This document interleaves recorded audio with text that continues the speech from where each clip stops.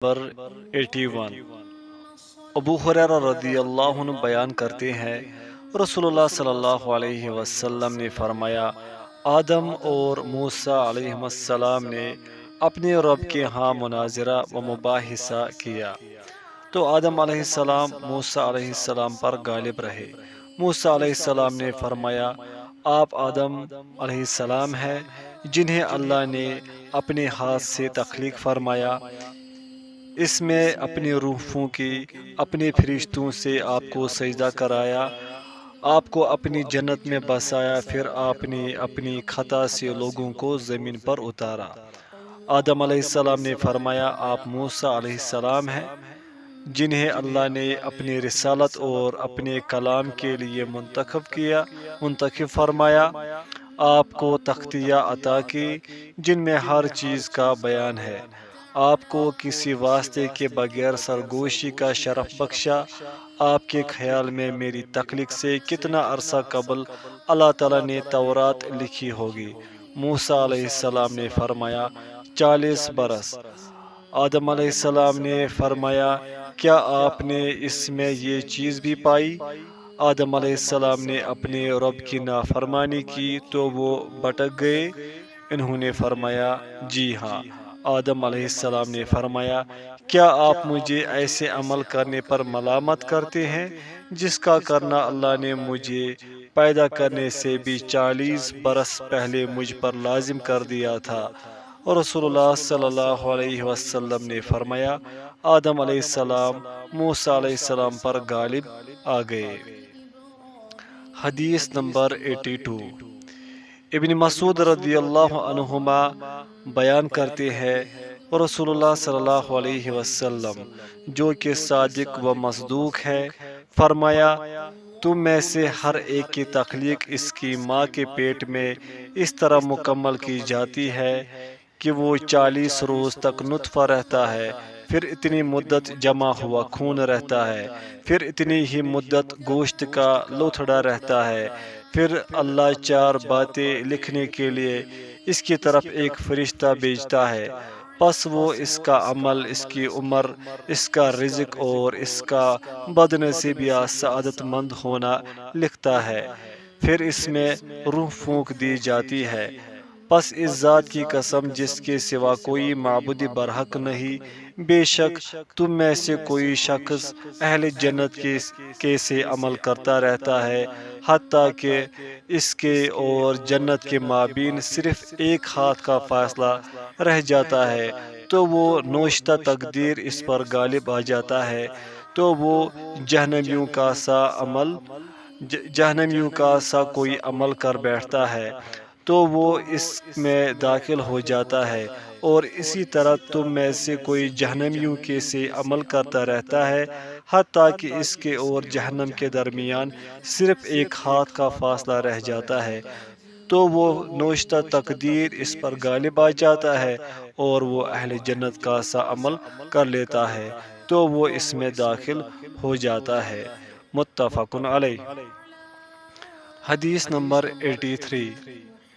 سہل بن سعد رضی اللہ عنہ بیان کرتے ہیں، رسول اللہ صلی اللہ علیہ وسلم نے فرمایا، بندہ جہنمیوں کے سے عمل کرتا رہتا ہے حالانکہ وہ جنتی ہوتا ہے، دوسرا آدمی جنتیوں والے عمل کرتا رہتا ہے حالانکہ وہ جہنمی ہوتا ہے۔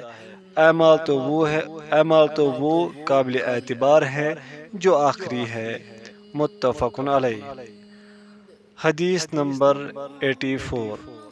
عائشہ رضی اللہ عنہ بیان کرتی ہے، رسول اللہ صلی اللہ علیہ وسلم کو ایک انصاری بچے کے جنازے کی دعوت دی گئی تو میں نے کہا، اللہ کے رسول، جنت کی اس چڑیا کے لیے بشارت ہے، اس نے کوئی برائی کی نہ اس کا وقت پایا۔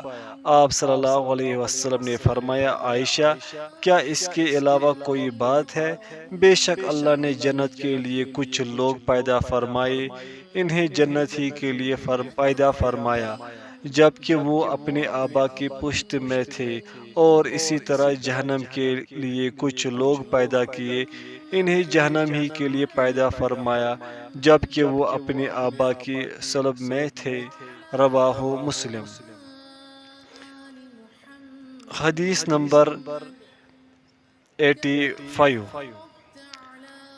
علی رضی اللہ عنہ بیان کرتے ہیں رسول اللہ صلی اللہ علیہ وسلم نے فرمایا تم میں سے ہر ایک کی جہنم میں اور جنت میں جگہ لکھ دی گئی ہے۔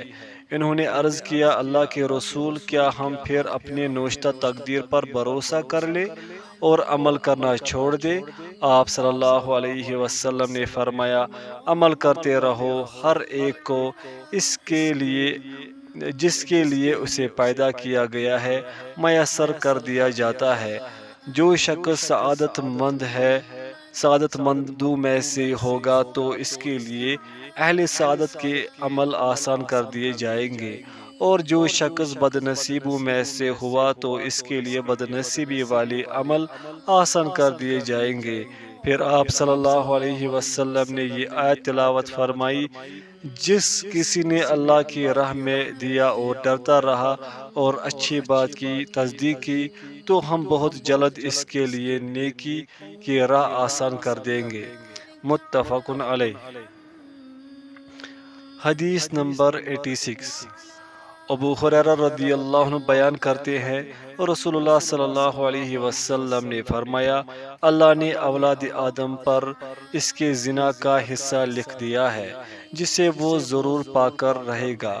آنکھ کا زنا دیکھنا ہے، زبان کا زنا بولنا ہے، جبکہ نفس تمنا اور آرزو کرتا ہے، اور شرمگاہ اس کی تصدیق یا تکذیب کرتی ہے۔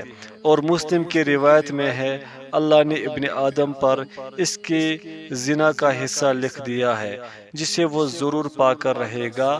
آنکھ کا زنا دیکھنا ہے، کانوں کا زنا سننا ہے، زبان کا زنا بات کرنا ہے، ہاتھ کا زنا پکڑنا ہے، ٹانگ کا زنا چل کر جانا ہے، جبکہ نفس تمنا اور آرزو کرتا ہے، اور شرمگاہ اس کی تصدیق یا تکذیب کرتی ہے۔ متفق علیہ۔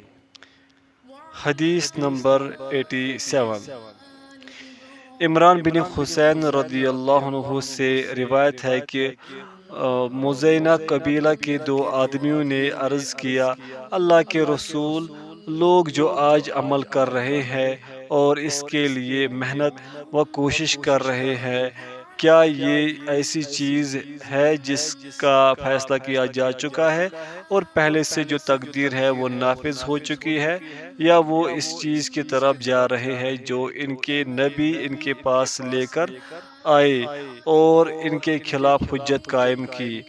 آپ صلی اللہ علیہ وسلم نے فرمایا نہیں، بلکہ یہ ایک ایسی چیز ہے جس کا ان کے متعلق فیصلہ ہو چکا ہے اور ان کے بارے میں نافذ ہو چکی ہے، اور اس کی تصدیق اللہ عز و جل کی کتاب میں ہے، اور نفس کی قسم اور اس کی جو کچھ اس نے درست کیا، پھر بدکاری اور پرہیزگاری دونوں کی اسے سمجھ عطا کی۔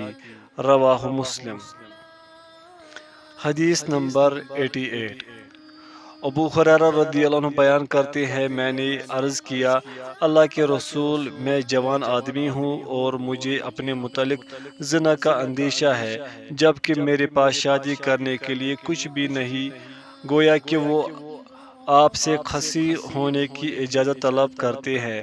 راوی بیان کرتے ہیں آپ نے مجھے کوئی جواب نہ دیا، پھر میں نے وہی بات عرض کی، آپ پھر خاموش رہے، میں نے پھر وہی عرض کی، آپ پھر خاموش رہے، کوئی جواب نہ دیا، میں نے پھر وہی بات عرض کی تو نبی صلی اللہ علیہ وسلم نے فرمایا ابو ہریرہ تم نے جو کچھ کرنا ہے یا تمہارے ساتھ جو کچھ ہونا ہے اس کے متعلق قلم لکھ کر خشک ہو چکا، اب اس کے باوجود تم خصی ہو جاؤ یا چھوڑ دو۔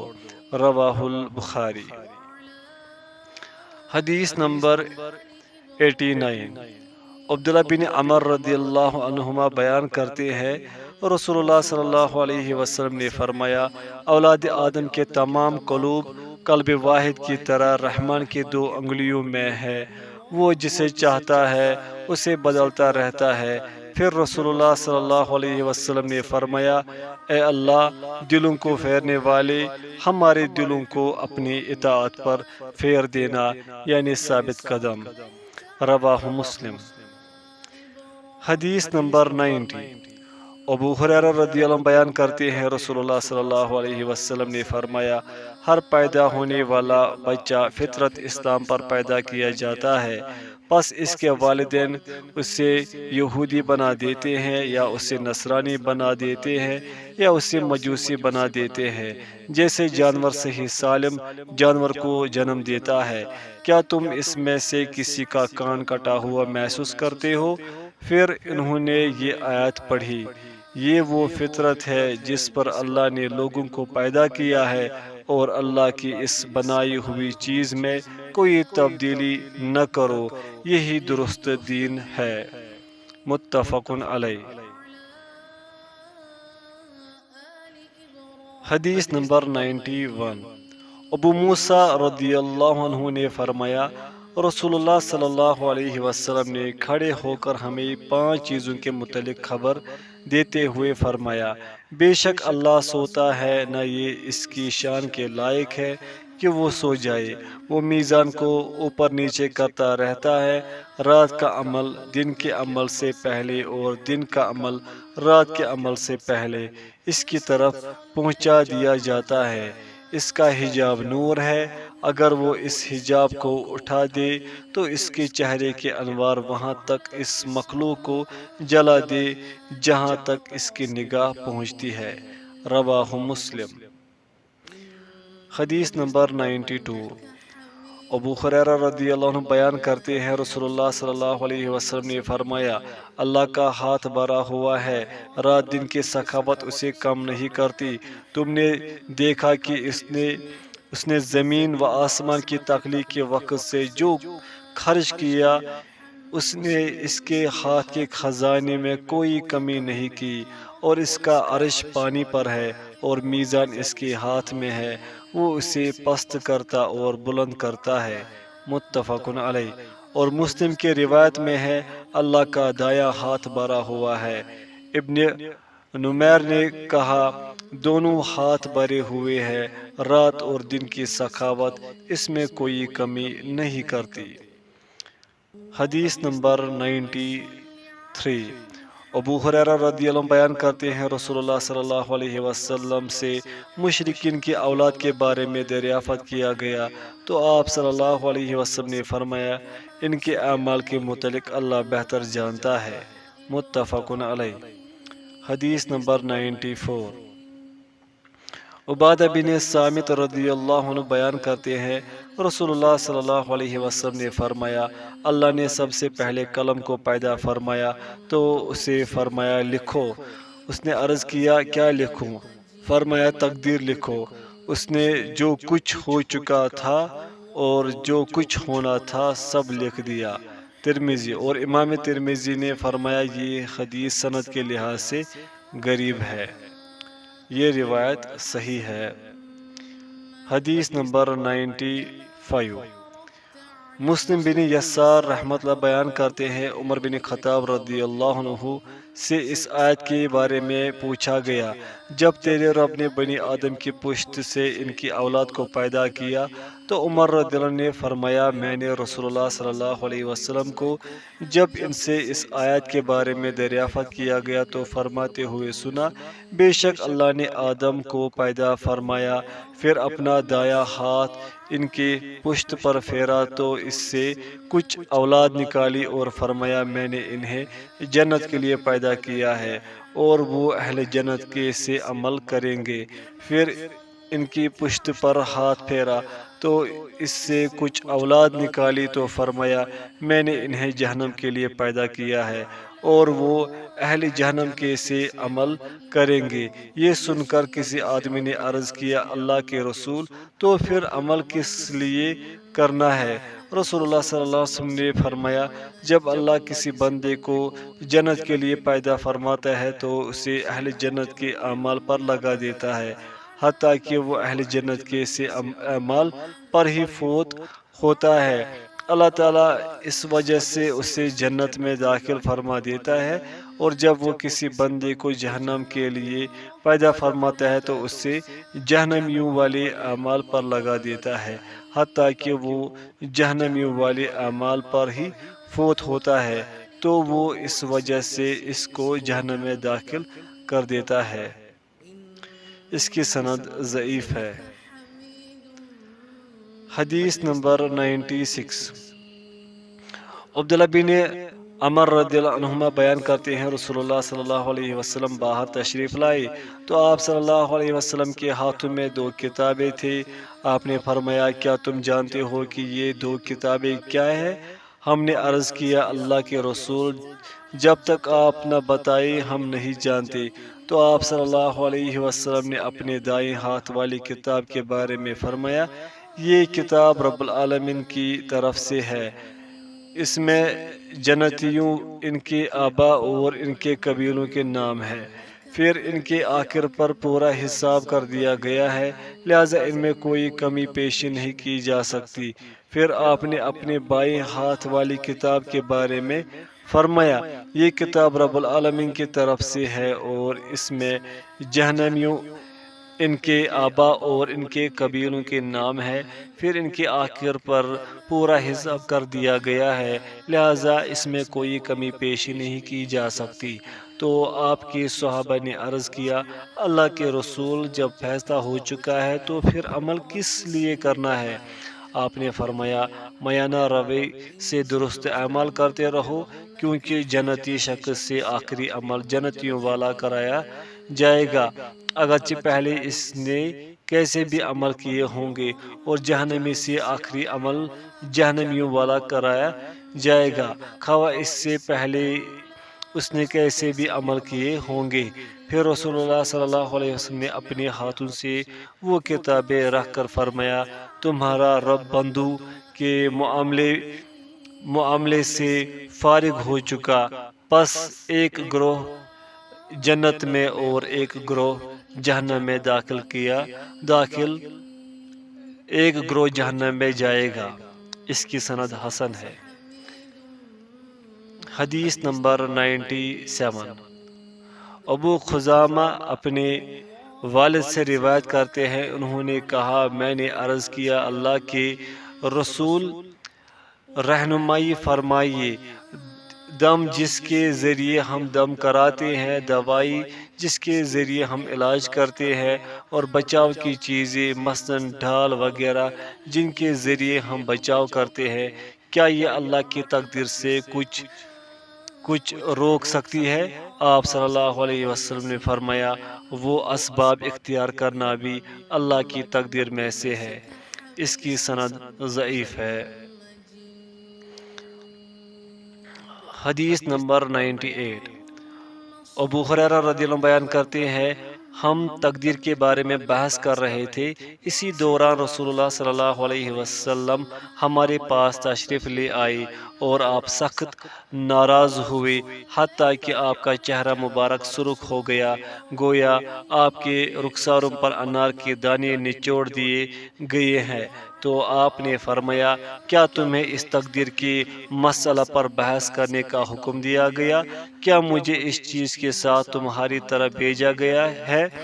تم سے پہلے قوموں نے اس معاملے میں بحث و تنازع کیا تو وہ ہلاک ہو گئے، میں تمہیں قسم دیتا ہوں اور تم پر واجب کرتا ہوں کہ تم اس مسئلہ پر بحث و تنازع نہ کرو۔ اس کی سند ضعیف ہے۔ حدیث نمبر 99۔ ابن ماجہ نے عمر بن شعیب عن ابی عن جدی کی سند سے اسی طرح روایت کیا ہے، اس کی سند حسن ہے۔ حدیث نمبر 100۔ ابو موسیٰ رضی اللہ عنہ بیان کرتے ہیں میں نے رسول اللہ صلی اللہ علیہ وسلم کو فرماتے ہوئے سنا اللہ نے آدم علیہ السلام کو ایک مٹھی بر مٹی سے جو اس نے ساری سطح زمین سے حاصل کی تھی پیدا فرمایا۔